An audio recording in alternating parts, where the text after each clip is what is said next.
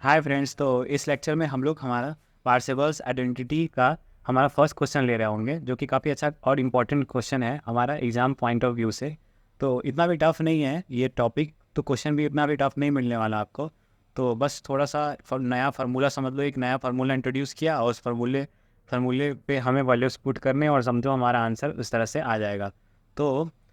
इसको हम लोग स्टार्ट करते हैं। तो देखो हमारा जो ये क्वेश्चन है, इसको देखो, इसमें क्या कह रहा है हमें, obtain the Fourier series for y equal to x square in minus pi से पाई। मतलब हमें ये जो वैल्यू दे रखा है, ये हमारा a है और ये हमारा b है। तो b माइनस ए हमें 2 पाई और ये हमें एक्स स्क्वायर दे रखा है, और हमें क्या करना है, सो डैट 1/1 के पावर 4 और 2 के पावर 4 और ये इक्वल टू पाई के पावर 4/90। तो आप लोगों में से कई लोग सोच रहे होंगे कि एक्स स्क्वायर का फोरियर सीरीज की बात है। वो तो हम लोगों ने थर्ड लेक्चर में सिंपली निकाल लिया था बहुत आसानी से, बेसिक फार्मूला लगा के। तो यहाँ पे पार्सेवल से निकालने का क्या मतलब है, फोरियर सीरीज तो किसी से भी निकालो सेम ही आता है ना, ये सवाल आएगा। लेकिन पार्सेवल्स का यही है कि ये तो आप फोरियर सीरीज से निकालोगे एक्स स्क्वायर का, इसका फोरियर सीरीज निकालोगे, लेकिन ये सो रैट वाली जो चीज़ है ना, ये हमने जिसके पावर में 4 होता है ना, वो अगर निकालना हो ना, तो फिर हमारे पास पार्सेवल्स ही काम आएगा। इसको जो सो डैट है ना, ये क्वेश्चन में अगर 1 पावर में 4 हो ना, तो उससे सिंपल वाले से प्रूफ नहीं कर पाओगे, तो इसके लिए इसको इंट्रोड्यूस किया गया है। तो अगर हम बात करते हैं हमारा y equal to x square की, तो जो y equal to x square जो वैल्यू है हमारा, इसका जब हम लोगों ने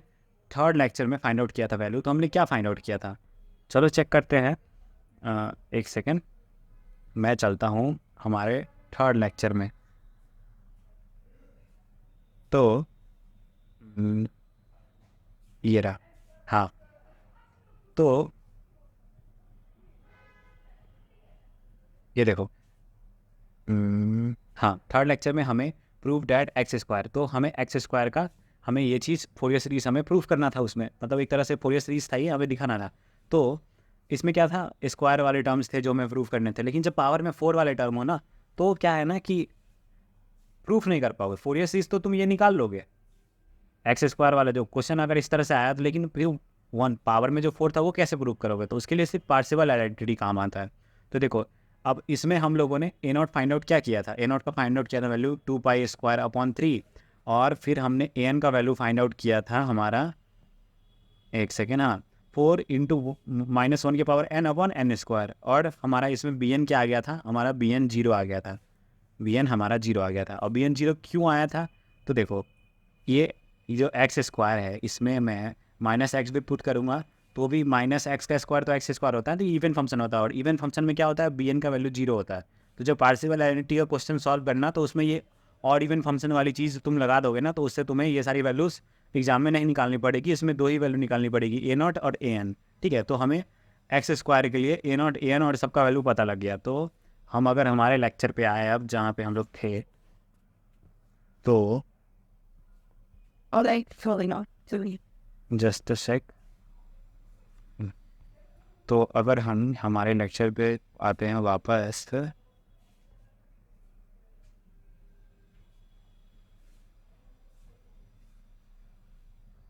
ये रहा। तो देखो, ये क्वेश्चन था हमारा, और इस क्वेश्चन के अंदर जो हमें फाइंड आउट करना था,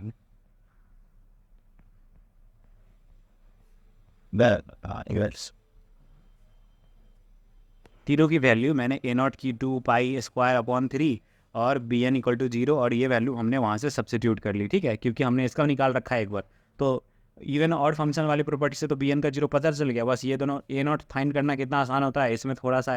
एफर्ट करना पड़ता है फाइंड करने में, बाकी तो ये तीनों हमारे पास आ गया। अब हम बात करते हैं अप्लाइंग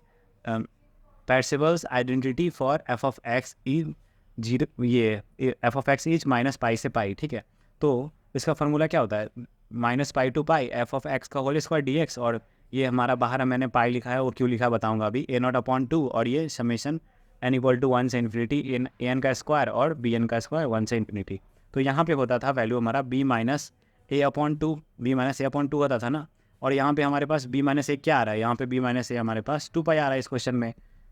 b-a हमारे 2 पाई आ रहा है। तो इस यहाँ पे हम b-a की जगह 2 पाई पुट कर दिए, तो क्या हुआ, 2 से 2 कैंसिल, और यहाँ पे पाई रह गया। तो हमने फार्मूला में ए नॉट की वैल्यू पुट करी, ए एन की वैल्यू पुट करी, ठीक है, और पुट करने के बाद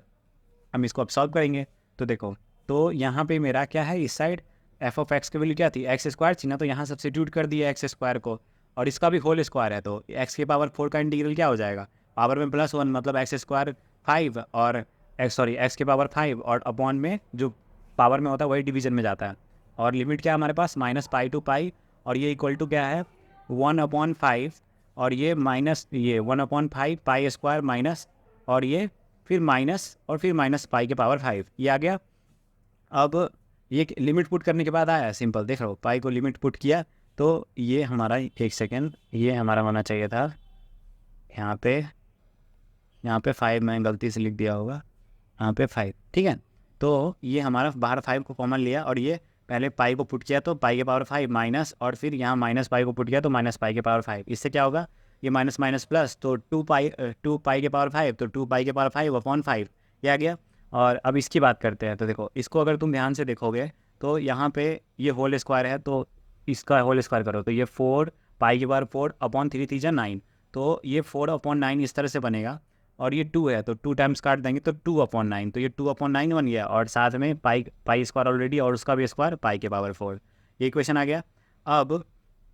अगर हम बात करते हैं यहाँ पे, तो इसका भी स्क्वायर है ना, तो 4 का स्क्वायर 16 और -1, और ये पावर में 2 है, तो 2n का स्क्वायर या -1, और ये आ गया 2n, और अपॉन में क्या आ जाएगा, ये होल स्क्वायर की वजह से n के पावर 4, बस फार्मूला में वैल्यू पुट कर रहे हैं, कुछ नहीं, मतलब ऐसा नहीं कि कुछ दिमाग लगा रहे हैं, बस वैल्यू पुट कर रहे हैं, और उसको हम लोग मैथमेटिक्स से एडिशन सब्ट्रैक्शन मल्टीप्लिकेशन जो भी है पावर में करके हम लोग बस सॉल्व कर रहे हैं, इससे ज़्यादा कुछ हम लोग नहीं कर रहे हैं। तो यहाँ पे हमारी वैल्यू हमें मिल गई, और ये हमारा जो पाई था इसको अगर हम कैंसिल करेंगे तो यहाँ पे क्या आ जाएगा, पावर में 4 आ जाएगा, तो ये 4 आ गया पावर में, और ये हमारे पास इक्वेशन है सामने, और ये इक्वेशन हमारा 2/9π/4, इसको हम लिख सकते हैं ना। और यहाँ पे देखो ये जो पावर में जो 2 आया है, तो -1 को अगर स्क्वायर कर देंगे एक बार 1 बन जाएगा, तो पावर में n कुछ भी हो 1 ही वैल्यू देगा ना, सोचने वाली बात है कि वो वैल्यू तो हमेशा 1 देगा, तो ये वैल्यू हमेशा 1 देगा, तो ये तो 1 हो गया, और यहाँ पे 16 हमारा क्या कांस्टेंट था, तो बाहर 16 को कॉमन लेके लिख दिया।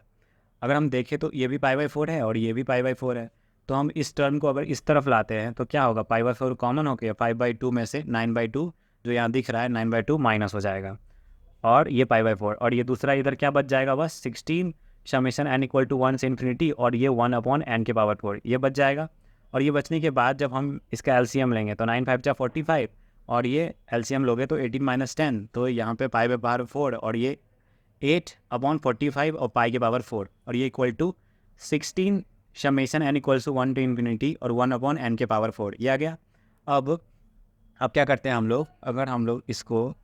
फर्दर इसको हम लोग कैलकुलेट करें तो ये क्या हो जाएगा, 8 2 जा 16, और इस 2 इधर मल्टीप्लाई में है तो इधर लाएंगे डिवाइड में, तो क्या हो जाएगा 90 बन जाएगा, और यहाँ π/4 ऑलरेडी था, और यहाँ पे क्या बच गया, समेशन n = 1 से इन्फिनिटी, और यहाँ पे पाई के पावर 4, और ये आ गया। अब इसमें हम वैल्यू पुट करेंगे 1 2 3 4, तो इसमें पुट करके देखो 1 2 3 4, और यहाँ साइड में क्या है हमारा पाई के पावर 4/90। तो अगर तुम लोग ध्यान से देखोगे तो यहाँ क्लियरली दिख रहा है कि ये जो हम इक्वेशन में हमें प्रूफ करना था पावर 4 वाला, दिख रहा हो कि पार्सेवल आइडेंटिटी से पावर 4 वाला क्वेश्चन कितनी आसानी से प्रूफ हो गया। तो हम आते हैं हमारे न्यूमेरिकल पे, आइडेंटिटी पे आ गया मैं, ये रहा। तो इससे हमारा क्या हुआ, बिल्कुल आसानी से सॉल्व हो गया। तो इसको मैं एक तो बॉक्स में डाल देता हूँ, ये क्वेश्चन के साथ ना बार बार मुझे मिक्स में दिख जा रहा है, इसलिए मैं कंफ्यूज हो जा रहा हूँ। तो ये हो गया हमारा क्वेश्चन का फाइनल सॉल्यूशन, जो कि रहा ये हेंस प्रूव्ड। तो आई होप कि आप लोगों को अच्छे समझ में आ गया हो पार्टिसिपल आइडेंटिटी। तो आज के लिए इतना ही, थैंक यू।